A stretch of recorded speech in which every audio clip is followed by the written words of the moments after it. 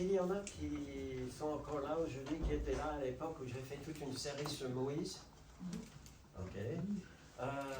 Une série sur les proverbes? Oui. Ben, enfin, je vous ai demandé tout à l'heure si vous aviez un peu la pratique de lire dans votre Bible un petit peu tous les jours. Alors que ce soit le matin, l'après-midi, le soir, enfin, peu importe, que vous avez ce temps pour ouvrir la Bible et de vous retrouver un peu seul à seul avec le Seigneur, la Bible ouverte et juste à lire. Alors, ça peut être quelques versets des fois. Des fois, je m'arrête au bout d'un verset. Il y a un verset qui m'interpelle et puis je m'arrête. Je ne me fais pas de limite. Des fois, c'est plusieurs chapitres. Comme j'ai dit tout à l'heure, actuellement, je suis en train de lire dans Néhémie et ce matin, j'ai lu 5 chapitres dans Néhémie. Et, mais bon, peu importe, que vous ayez un temps comme ça. Alors, récemment, j'étais dans l'évangile de Matthieu. Et ça m'a fait beaucoup de bien. Et vous savez, les évangiles, c'est un peu des biographies de Jésus-Christ. Comment il était, ce qu'il a fait quand il était sur la terre. Et puis son retour au ciel. J'étais dans Matthieu. Et comme vous le voyez, j'étais arrivé coïncider à la fin, les 2 derniers versets de Matthieu, Matthieu 28, c'est le dernier chapitre, et les 2 derniers versets, 19 et 20, c'est vraiment les dernières paroles que Matthieu nous livre de la bouche de Jésus. Et il est en train de parler à ses disciples. Et à l'intérieur de ce qu'il leur a dit, il y avait quelque chose qui m'a fait tilt. Je peux vous citer les versets de mémoire, mais il ne m'a pas demandé de mémoriser ces versets. Mais à l'intérieur des versets, eh bien, il y a quelque chose qui m'a demandé, qui m'ont interpellé. Alors voilà, pardon, oui, ça y est. Allez, faites de toutes les nations des disciples, dit-il, et baptisons au nom du Père, du Fils et du Saint-Esprit. Vous connaissez bien ces versets. Et il dit aussi, enseignez-leur à observer tout ce que je vous ai prescrit, et voici, je suis avec vous jusqu'à la fin du monde, de cet âge, selon les traductions, jusqu'à la fin. Il est là, avec nous. Alors, c'est cette partie-là qui m'a interpellé. Et en lisant ça, je me suis dit, si un disciple de Jésus-Christ doit être capable d'enseigner à d'autres disciples quelles étaient ses prescriptions, est-ce que je sais le faire?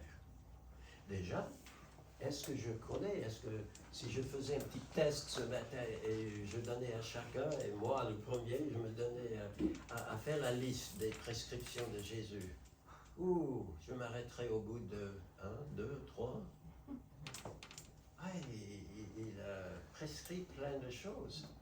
Et ça m'a fait penser à ce qu'il a dit dans un autre contexte quand il a dit « Je suis venu dans le monde afin que les brebis aient la vie et qu'elle ait en abondance. » Alors, s'il dit ça, je suis venu pour qu'ils aient la vie en abondance, est-ce qu'avant sa venue, les brebis avaient cette vie en abondance?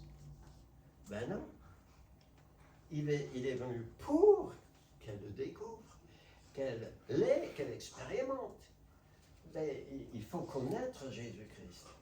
Et il faut aussi connaître ses prescriptions pour avoir une vie abondante. Je pense que nous tous, alors là je suis sûr, si je vous demandais de lever la main pour me dire « Richard, j'aimerais avoir une vie abondante ». Ben oui, qui ne veut pas avoir une vie abondante? Peut-être on mettrait chacun sa petite définition. Pour moi, la vie abondante, c'est ceci ou c'est... Mais tout le monde veut avoir une vie abondante. Mais est-ce qu'on sait ce que c'est la vie abondante?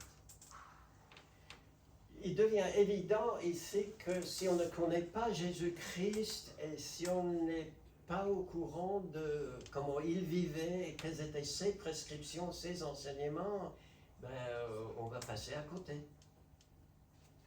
Donc, il veut que nous connaissions ces prescriptions.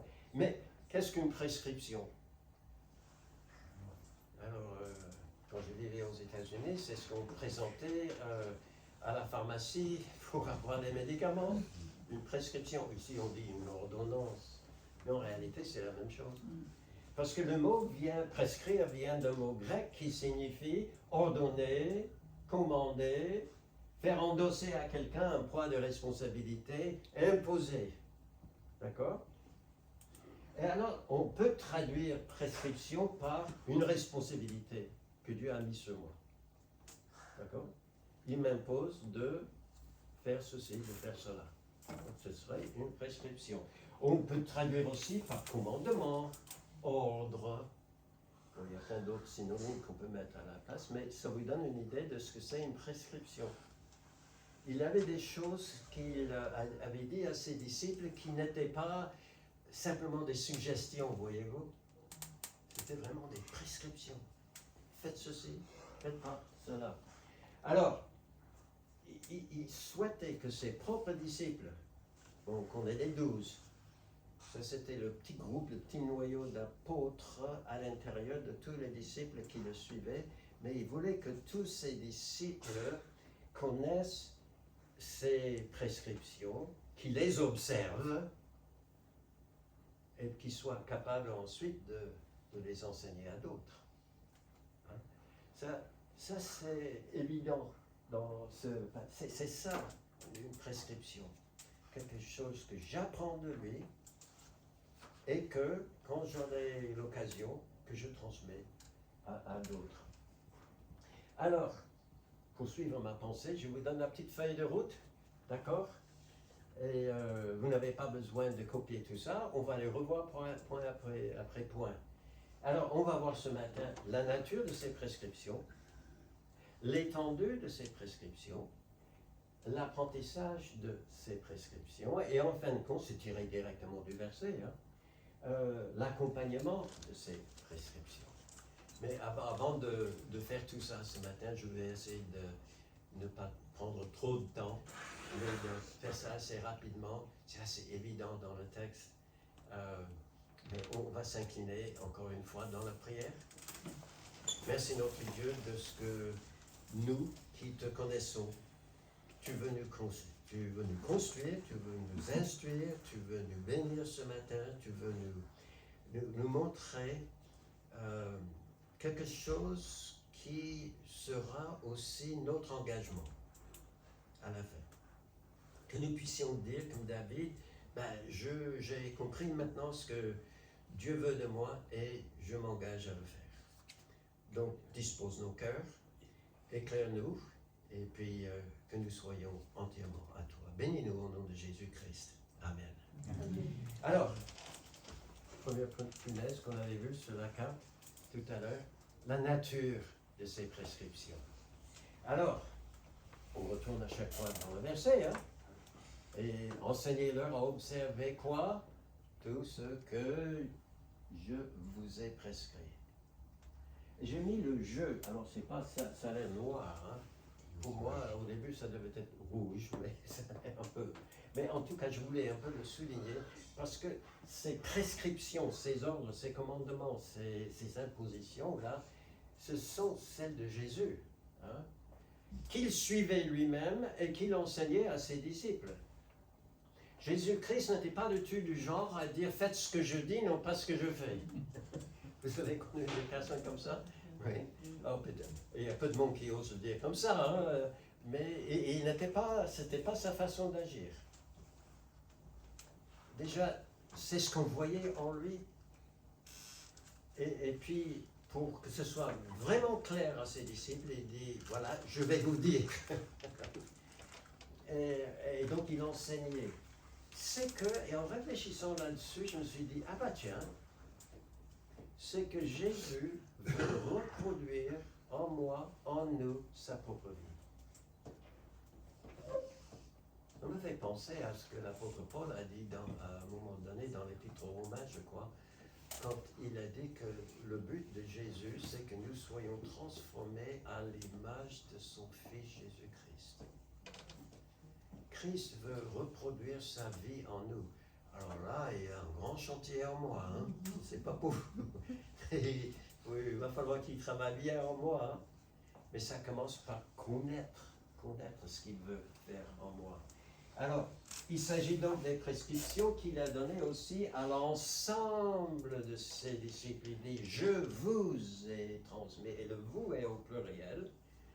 Et vous savez que des fois, Jésus avait des choses à dire, des ordres, mais particulières à l'un ou à l'autre de ses disciples. Vous vous souvenez, au moment où il devait entrer à Jérusalem, faire son entrée triomphale, comme on dit, à la fin de sa vie, et être acclamé par les foules, il a envoyé seulement 2 de ses disciples pour lui dire, vous allez dans la ville et vous allez trouver quelqu'un avec un anneau, vous allez l'amener. Dieu ne nous demande pas aujourd'hui d'aller chercher des anneaux. Et encore moins, une fois il avait dit à l'apôtre Pierre, il a dit, arrière de moi Satan. Arrière de moi. Ben oui, il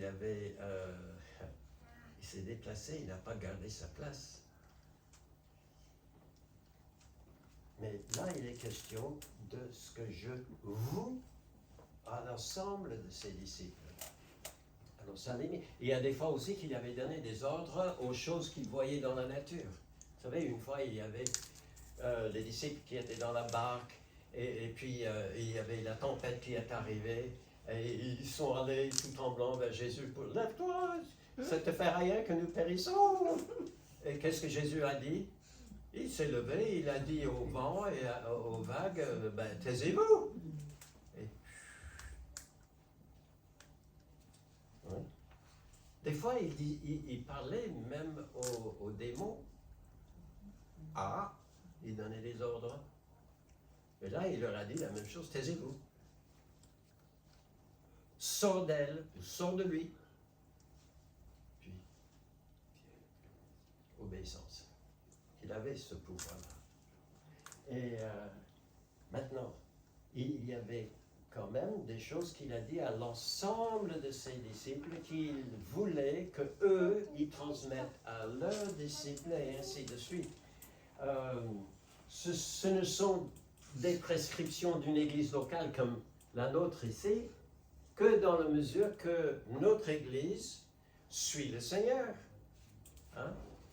On ne peut pas dire qu'il y a une règle de vie baptiste, une autre règle de vie, vous mettez le nom de n'importe quelle autre communauté. Hein? Dieu n'a pas 36 règles de vie, hein? Une règle selon des dénominations. Non, il a une seule règle de vie.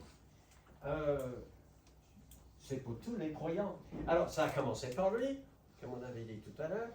Et il mettait en pratique tout ce qu'il enseignait. Pour lui, c'était de nature, parce qu'il est pur et saint. Et ce n'était pas compliqué pour lui. Il n'est pas né avec une nature déjà pécheresse, comme nous sommes tous nés avec une nature pécheresse. Et je pense que, je ne sais pas si notre sœur derrière, quand elle parlait de ses enfants tout à l'heure, et qu'elle pensait à ses enfants à ce moment-là en disant, mince alors, comment ça se fait qu'ils savent si bien faire des choses que je ne veux pas? Ils peuvent être un petit peu méchants l'un envers l'autre, etc. Non, on n'a pas à apprendre ça c'est naturel pour nous. Mais Jésus-Christ n'était pas comme ça. Il est né d'une vierge. Et il est venu dans le monde sans péché. Il a vécu toute sa vie sans aucun péché. Il a été tenté en toutes choses comme nous, mais sans commettre le péché. Mais il enseignait à ses disciples. Alors là, c'est une fois vers la fin de sa vie terrestre, et avec ses disciples, il a lavé les pieds de ses disciples. Hein, quand ils ont pris la Pâque ensemble, ce qu'on appelle la dernière Pâque, parce que c'est la dernière fois que lui, il a pris la Pâque avec eux. Mais il leur a dit, vous voyez ce que je vous ai fait? Vous devez faire de même les uns aux autres. Je me suis humilié. Il s'est dévêtu, il s'est mis un tablé autour de lui, il s'est accroupi pour laver les pieds. Et alors, humilité, service les uns pour les autres. Alors, ça prendrait peut-être une autre forme aujourd'hui, mais est-ce que nous n'avons pas besoin aujourd'hui encore d'être humbles face à nos frères et sœurs en Christ et de servir les uns les autres, oui. Et puis eux, par la suite, ils l'ont fait. Et ça a été transmis, et c'est des apôtres qui nous ont laissé pratiquement tout le Nouveau Testament là, pour que nous ayons ça, noir et blanc, que nous puissions faire encore aujourd'hui la même chose. Ces prescriptions, donc ces ordres, ces commandements ne changent pas, parce que lui, il ne change pas.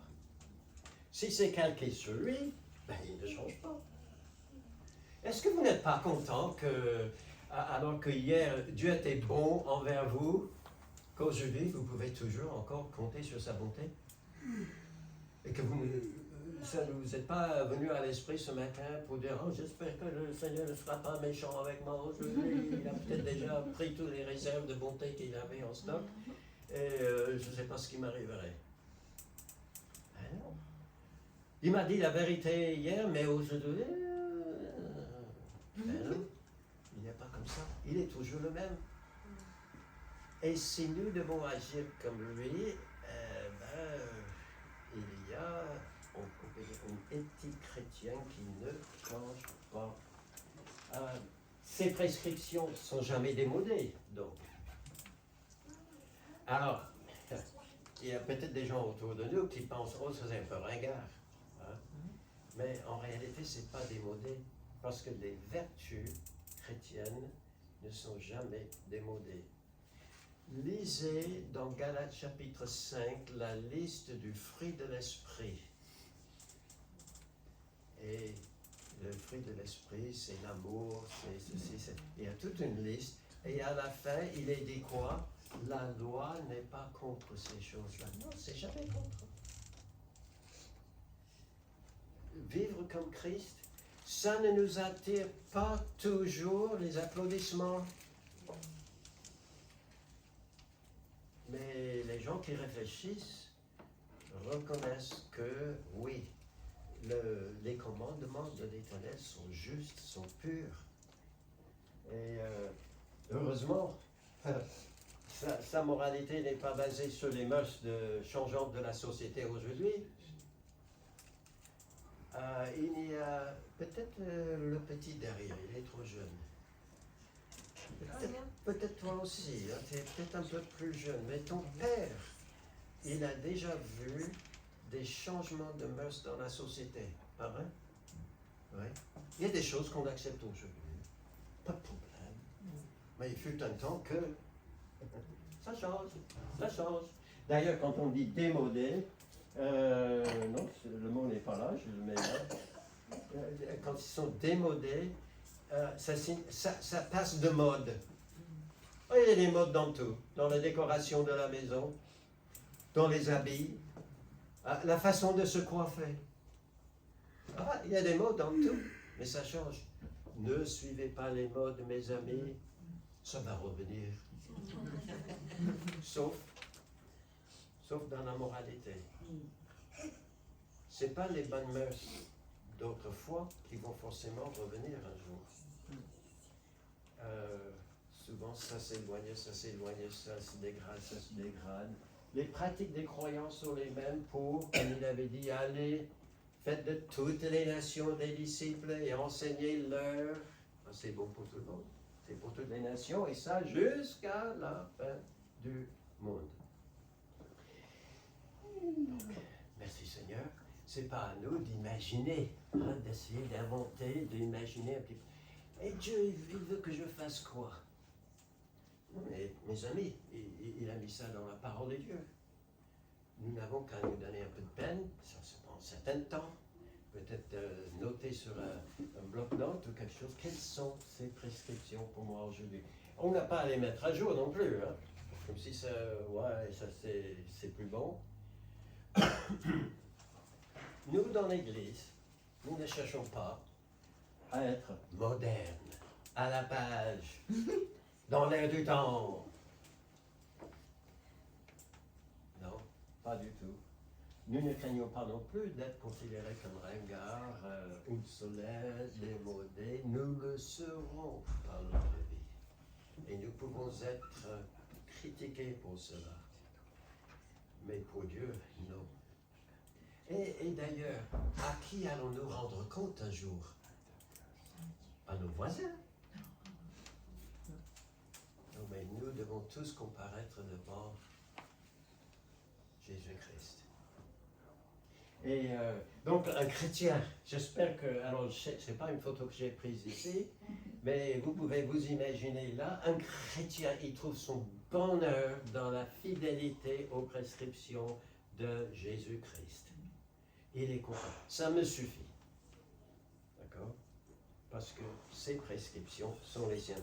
Alors, ça m'a fait penser qu'en suivant donc ces prescriptions, ça me permet de vivre en bonne entente, avoir la communion avec mes frères et sœurs en Christ. C'est pas la seule chose, mais c'est un des éléments qui me permet de venir ici, l'esprit tranquille et ouvert à aller vers les autres, de vraiment penser à, non pas tout le temps à moi-même, oh si jamais ils découvrent ce que j'ai fait, mais à penser aux autres. Je veux les aider, je veux les encourager aujourd'hui. Je vais leur donner un petit sourire, un petit tape dans le dos, je ne sais pas. Mais pensez aux autres. La Bible dit, si nous marchons dans la lumière comme il est lui-même dans la lumière, Jésus-Christ, nous sommes mutuellement en communion. Ah, ça c'est nous. Et le sang de Jésus, son Fils, nous purifie de tout péché. Et c'est heureusement. Parce que si c'est suivre Christ qui nous permet, entre autres, d'être en communion les uns avec les autres, mais que je permette le péché d'entrer dans ma vie, j'ai besoin que lui, il vienne me purifier, sinon je ne serai plus en communion. Mais, donc c'est la base de notre communion fraternelle, mais encore plus, ça me permet de vivre, ressentir, expérimenter vraiment l'amour de Dieu pour moi. Parce que Jésus avait dit, celui qui a mes commandements, mes prescriptions, et qui les garde, j'observe, c'est celui-là qui m'aime. Et celui qui m'aime sera aimé de mon Père, et moi je l'aimerai, et je me manifesterai à lui. C'est ce qu'on veut, parce que là, j'ai ces moments d'intimité avec lui. Je confesse que chaque fois que j'ouvre la Bible, je le mets sur mes genoux, et que je commence à le lire le matin, je ne pense pas qu'il y a quelqu'un qui me parle, là. Je lis un livre. Vous faites pareil des fois. Mais en réalité, la Bible, c'est quoi? La parole de Dieu, c'est lui qui me parle quand je lis la Bible. Et quand il me parle, c'est quelque chose de fantastique. Ça devient personnel. Ça devient intime. Et il dit, il sera aimé de mon Père, et moi-même, je l'aimerai. Et je me manifesterai à lui. C'est formidable. C'est une promesse qu'il fait à notre égard. Là, c'est la nature. C'est ces prescriptions qui nous font tant de bien. Inchangeables, toujours les mêmes pour tout le monde, universelles, mais quelle est l'étendue? Alors, il a dit, enseignez-leur à observer la moitié de ce que je vous ai prescrit. Tu as triché aussi. Tout ce que je vous ai prescrit. Tout, sans exception. Tout ce que je vous ai prescrit. Alors, c'est pas à nous d'imaginer, ben oui, d'accord, j'ai fait ma petite liste de tout ce que les ordres que Jésus avait donné à ses disciples, mais vous savez, ce commandement-là, j'aime pas. Ou ça me convient pas. Ça me dit rien. Non. Non, on n'a pas de choix à faire, sinon je fais ou je ne fais pas. Sachant que jamais je ferai parfaitement. Mais Dieu est là pour m'aider. Et ça doit être mon engagement, ça doit être le désir de mon cœur. Seigneur, aide-moi. Ça me prendra du temps et tu auras un gros travail à faire en moi, mais aide-moi à respecter tout ce que tu as dit.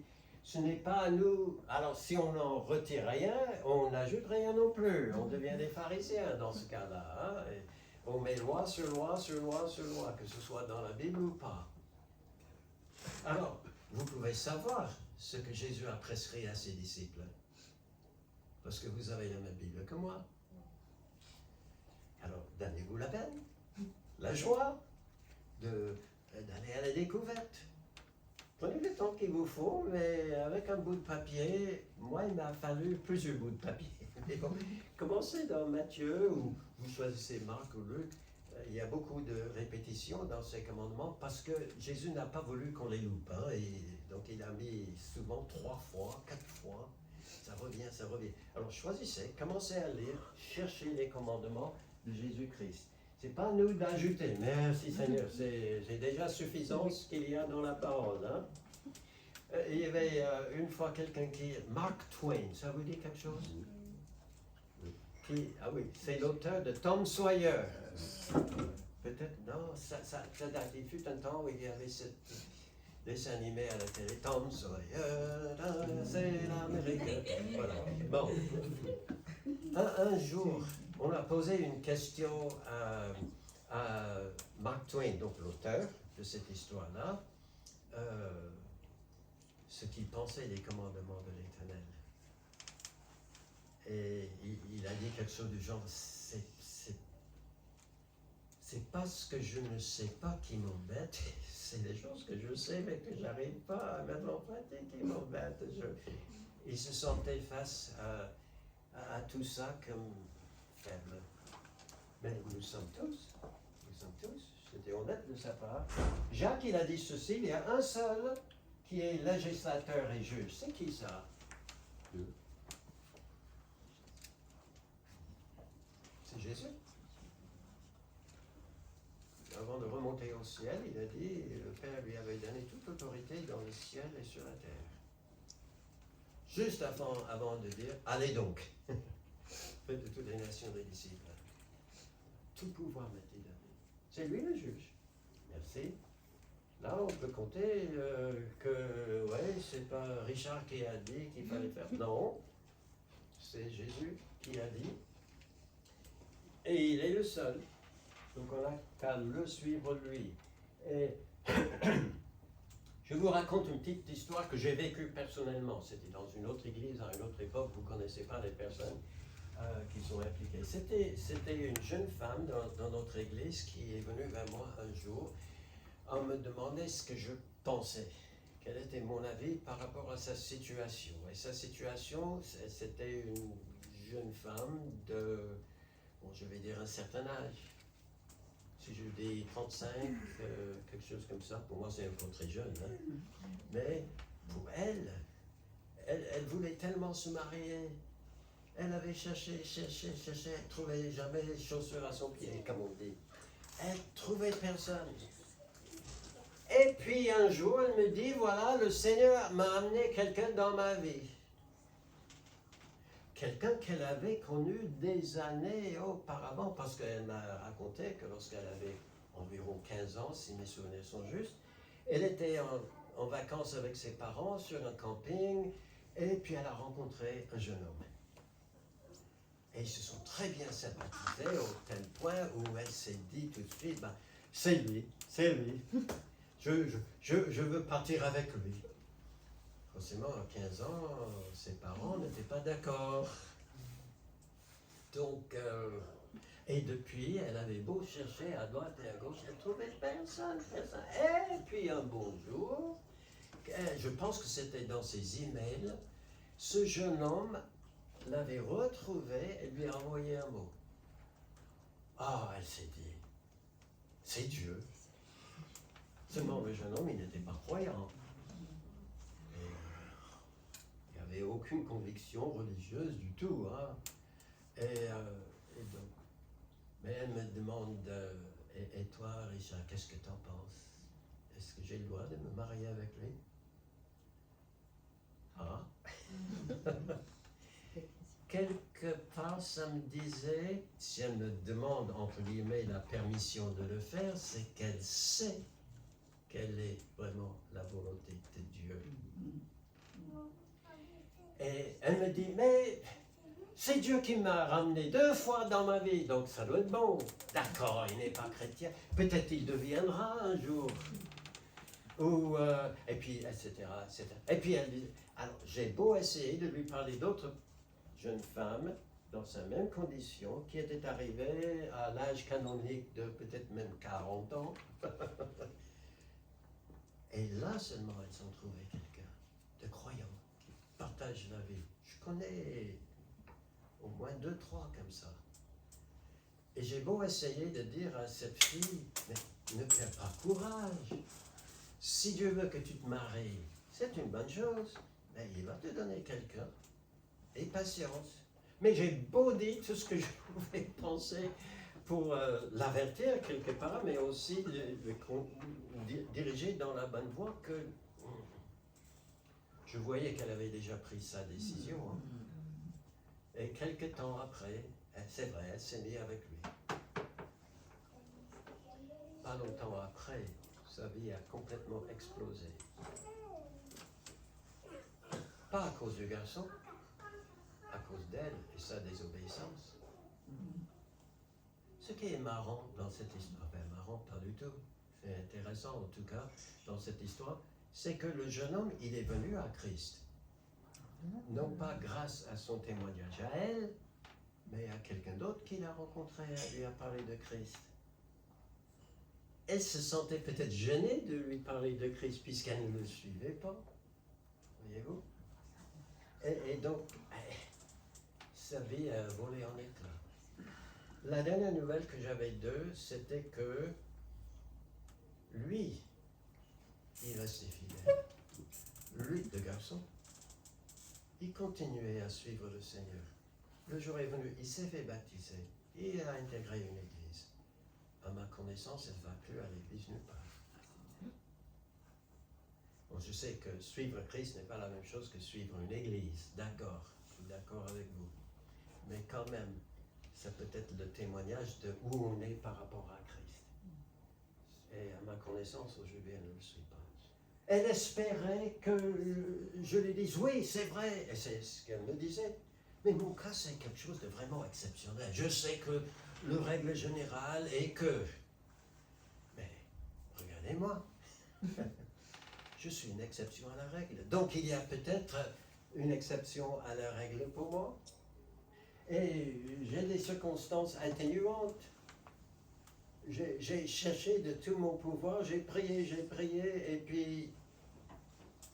Non. Elle a appris malheureusement, dans la dureté de la suite des choses, que Dieu ne fait pas d'exception. Sa voix est toujours la même. Ses conseils, hein, si on peut dire comme ça, ses commandements sont toujours les mêmes pour tout le monde. Et vous savez, ce n'est pas que Dieu veut être méchant avec nous.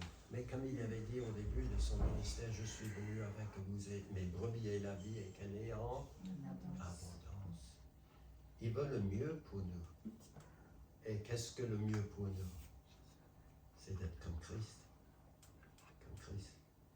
C'est dommage, je suis convaincu, jusqu'à aujourd'hui, je ne peux pas le prouver, mais je suis convaincu, de par les témoignages d'autres personnes que j'ai connues, que si elle avait attendu un petit peu plus, si elle avait davantage fait confiance à Christ, Dieu l'aurait amené quelqu'un vers elle, avec qui elle aurait pu partager vraiment pleinement tout avec. C'était pas le cas. Alors, la nature des commandements, ce sont les siens. L'étendue, c'est tous ces commandements. C'est pas seulement ce qui m'arrange. Ensuite, l'apprentissage de ces prescriptions. Parce que je lis dans le verset que nous avons mis au début, enseignez-leur à observer tout ce que je vous ai prescrit. Donc, ça me dit que ces choses doivent être apprises. Hein? C'est pas automatique. Hein?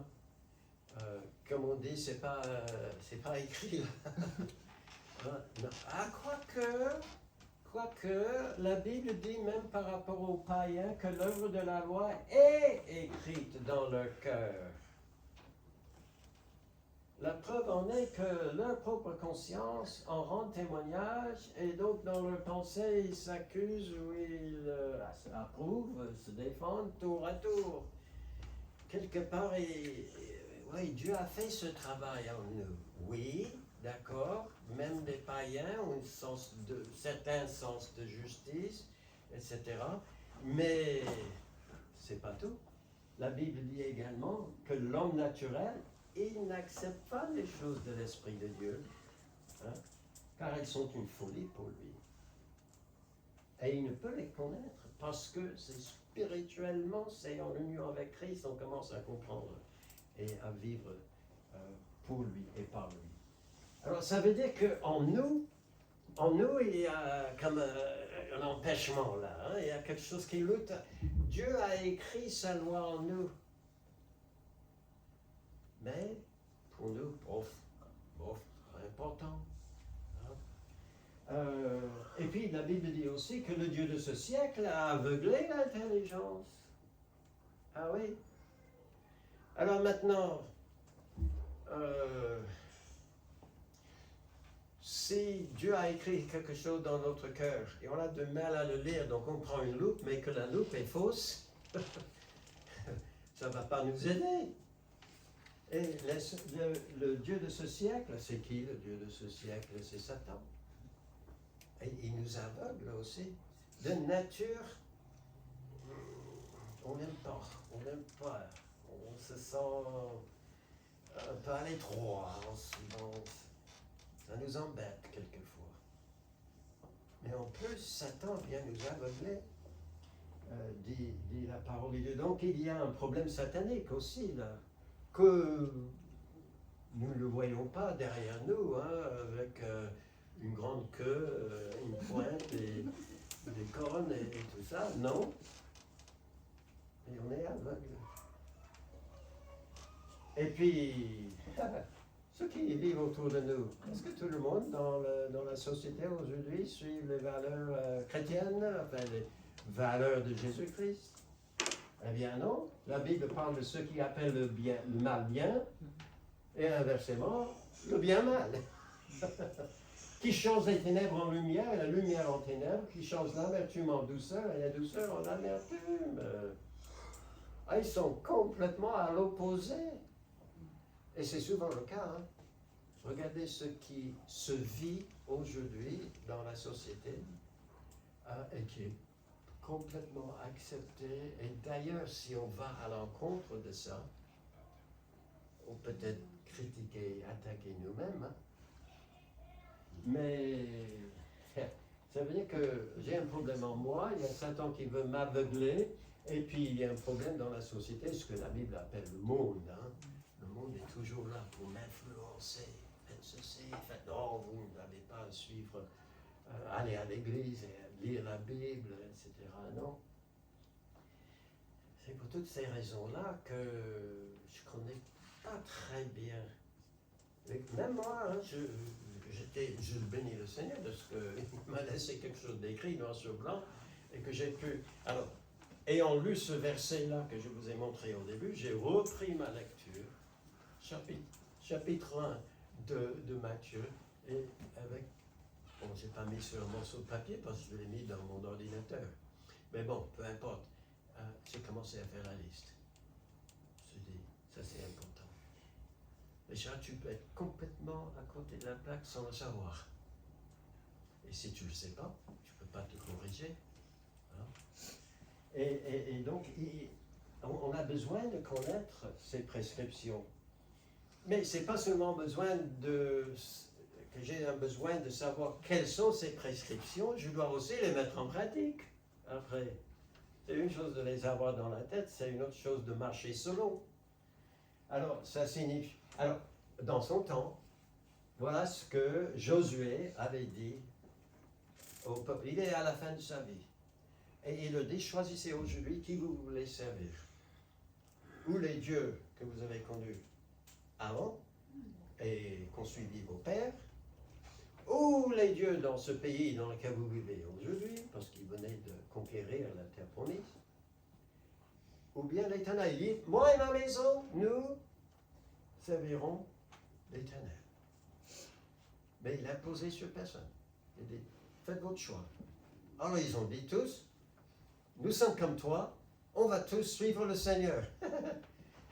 Josué leur a dit ceci, Vous n'aurez pas la force de servir l'Éternel, car c'est un Dieu saint. Et nous le savons, on n'a pas la force en nous-mêmes. Il nous faut de l'aide. C'est pas... Le problème n'est pas la loi qui est mauvaise, c'est nous qui avons du mal à la mettre en pratique. Et donc, l'Église doit enseigner. Non pas seulement quels sont ces commandements, mais comment les mettre en pratique dans notre vie. Alors, on le fait par enseignement, un dimanche, en semaine, par notre exemple aussi. Et c'est là où, c'est pas seulement le pasteur qui le fait, c'est nous tous qui essayons de mettre ça en pratique dans notre vie. Et notre exemple de vie peut être un encouragement pour quelqu'un d'autre. Parce qu'ils peuvent s'identifier avec nous, pas tout le monde, mais quelqu'un peut s'identifier avec nous et nous demander, mais comment vous faites? Puis vous expliquer. L'exemple, et aussi par l'accompagnement. Je vais vous aider. Je pense vous avoir dit à un moment donné qu'il y avait une époque où, pour ma propre bien-être, je me suis dit, je vais courir tous les jours. Je vous ai dit ça? Je ne répète pas. Mais je n'avais personne pour courir avec. Ça aurait été beaucoup plus facile.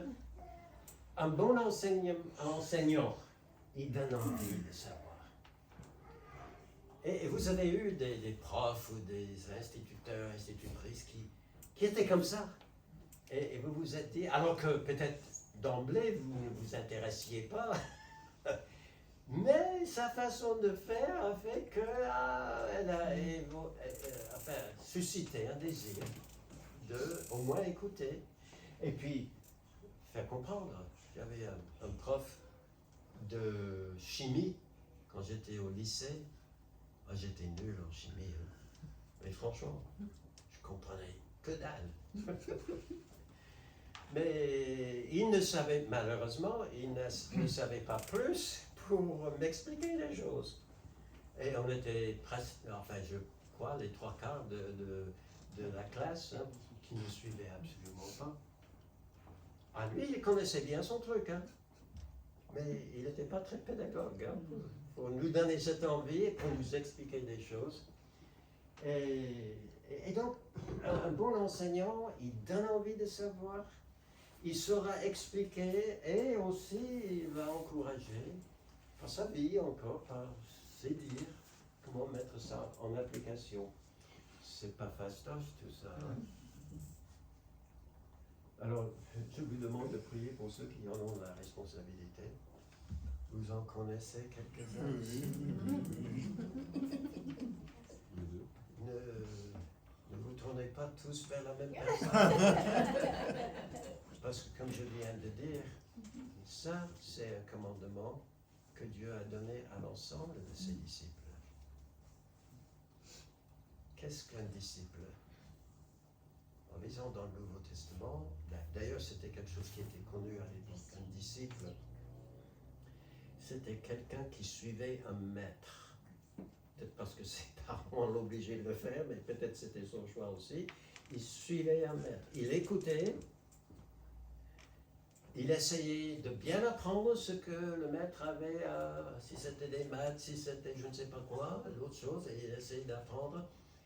Mais il essayait aussi de mettre en pratique ce que son maître lui disait. Et c'est pour cela qu'on dit, tu dois être un disciple d'un tel. Oui, parce qu'un bon maître se reproduit dans la vie de ses élèves. Et peut-être vous avez eu un prof comme ça. C'est pas évident d'être comme ça. Mais si je lis bien, la Bible, c'est notre responsabilité à nous tous qui connaissons le Seigneur, d'arriver à un stade dans notre développement où nous pouvons non pas seulement grandir nous-mêmes, parce qu'on a tous besoin de grandir, mais que nous pouvons aussi aider les petits frères et les petites sœurs dans la foi à grandir en Christ également. Bon, prions les uns pour les autres alors, d'accord? J'ai encore un point, une punaise. Vous êtes tous en train de vous dire, oh punaise. Pour terminer, l'accompagnement. Oui, puisque c'est pas facile, c'est bien de savoir ce que Jésus a dit. Je suis avec vous jusqu'à la fin du monde. Il vient de dire, faites des disciples, baptisez-les, enseignez-leur. Mais je suis avec vous. N'est-ce pas une façon de dire, ben, je suis là pour vous aider. Hein? Je suis là, je suis là. Personne n'est capable. On a vu ça avec Josué tout à l'heure. Mais Jésus-Christ, il avait dit, dans Jean chapitre 15, verset 5, sans moi, vous ne pouvez rien faire. Mais je vous donne quelque chose à faire. Et nous avons tous quelque chose à faire, si nous sommes à Christ. Eh bien, je suis là. Avec moi, vous pouvez. Et il connaît cette faiblesse que nous avons en nous. Et il veut nous fortifier. Hébreux chapitre 4, verset 15 dit, nous n'avons pas un souverain sacrificateur qui ne puisse compatir avec nous dans nos faiblesses. Et le verset suivant, parce qu'il a été tenté en toutes choses comme nous sans commettre le péché. Et puis le verset suivant, le verset 16 dit, approchez-vous donc de lui. Et c'est pourquoi je dis à nous d'en faire la demande. Donc. Il nous invite à le faire pour que nous puissions le suivre et être un exemple pour d'autres. Hein. D'ailleurs, dans Matthieu 21, 22, Jésus-Christ a dit, tout ce que vous demanderez avec foi, en priant, vous le recevrez. Donc, si vous vous sentez faible et que Dieu vous offre sa force, prenez-la, ça va vous aider. On a l'exemple de ça dans Matthieu chapitre 14. Je ne sais pas si vous voyez bien, là c'est Pierre. Vous vous souvenez de cette histoire-là, lorsque les disciples étaient tous dans la barque et Dieu était resté, Jésus-Christ est resté derrière et il a dit, montez dans le barque, passez de l'autre côté. Seulement, il y avait une grosse tempête qui est arrivée. Et au milieu de la nuit, ils ont peur comme tout. Mais le peur était augmenté par le fait qu'ils voyaient ce qu'ils pensaient être un fantôme qui marchait vers eux. C'était Jésus qui marchait sur les eaux vers eux. Et Pierre, il a demandé, Seigneur, si c'est toi, demande-moi à venir vers toi. Alors là, c'est encore une prescription privée, d'accord? Il ne vous demande pas de sortir d'ici et marcher sur un lac à côté ou quelque chose comme ça. Ça, c'était quelque chose pour lui et il le cherchait. Et Jésus a donné l'ordre. Il dit, viens. Qu'est-ce qui est arrivé? Je ne sais pas combien de pas il a fait, mais probablement pas trop, parce qu'il commençait à avoir des vagues et tout ça autour de lui et à s'enfoncer. Et puis, il a tout simplement crié à Jésus, sauve-moi! Et la Bible dit, aussitôt, j'aime bien cette expression dans les évangiles, aussitôt, sans hésitation, sans attendre pour réfléchir, oh, je ne sais pas si tu le mérites, ou quelque chose comme ça, mais aussitôt, parce que malgré ses faiblesses, malgré nos faiblesses, Dieu nous aime, si nous sommes à lui. Et il ne nous laissera pas sombrer, mais à nous de faire appel à lui. Et aussitôt, il a pris par la main. Et ils sont rentrés dans la barque, tous les deux, marchant sur l'eau. C'est formidable, cette histoire. Mais j'ai pensé à une autre histoire cette semaine, parce que je ne suis plus maintenant je suis dans Néhémie, je ne suis plus dans Matthieu. Il y a juste quelques jours, j'étais dans Esdras. J'ai dit, tiens, c'est Esdras. Il fait exactement ce que Jésus demande à ses disciples. Regardez, Esdras avait appliqué son cœur à étudier, à mettre en pratique la loi de l'Éternel. Loi, commandement, prescription. Il voulait les connaître et puis aussi les suivre. Mais pas seulement, il voulait aussi les enseigner au milieu d'Israël, ses lois et ses ordonnances. Alors maintenant, il y a un cas qui dit que tout cela explique quelque chose que Dieu a fait pour lui par la suite. Mais c'est dans le verset précédent qui dit la bonne main de son Dieu était sur lui. Comme Dieu voyait la sincérité de son cœur, avec toutes les faiblesses qu'il pouvait avoir, mais cette sincérité. Il se donnait la peine de chercher. C'était pourtant un scribe et un lévite. Hein? Il devait bien connaître, mais il s'est mis à étudier, à étudier. Il appliquait son cœur à étudier. Et puis à mettre en pratique ce qu'il disait. Et puis il a dit en lui-même, je veux aussi que toute la nation mette ça en pratique. C'est ce que Dieu veut pour tous. Et en lisant cela, je me suis posé la question, est-ce que je veux être un Esdras? Ou pour reprendre un petit peu ce que Jésus a dit dans ces termes dans le Nouveau Testament, est-ce que je veux être ce disciple-là qui me donne la peine? Je ne vous raconte pas, hein, il faudrait plusieurs jours probablement, un peu de votre temps, mais que est-ce qu'il y a quelqu'un parmi nous qui dirait ça, j'ai envie d'être comme ce Esdras-là? Si lui, il a pu le faire dans les jours qui étaient super compliqués pour tout Israël, ben, moi j'ai autant de temps que lui, peut-être plus. J'ai autant besoin. Et je peux m'aider comme il a aidé ce Esdras, et comme il a aidé aussi les disciples de Jésus-Christ. Alors est-ce qu'il y a quelqu'un aujourd'hui qui dirait, sans lever la main, derrière, mais juste devant le Seigneur, dirait, Seigneur, par ta grâce, hein, c'est toujours par sa grâce, par ta grâce, je veux être ce disciple-là, ce Esdras. Prions. Merci notre Dieu pour ta parole, tu veux nous instruire, tu veux que nous ayons une vie abondante pour nous, mais une vie qui peut jaillir en bien sur les autres qui sont autour de moi, sur mes frères et mes sœurs en Christ, pour les encourager aussi à te suivre pleinement, parce que c'est ça la vie abondante, de te connaître et te suivre. Bénis chacun qui est présent, Seigneur. Tu connais nos faiblesses, mais tu sais aussi, Seigneur, le désir de nos cœurs. Donc, aide-nous à être ses disciples pour ta gloire, au nom de Jésus-Christ. Amen. Amen. Amen.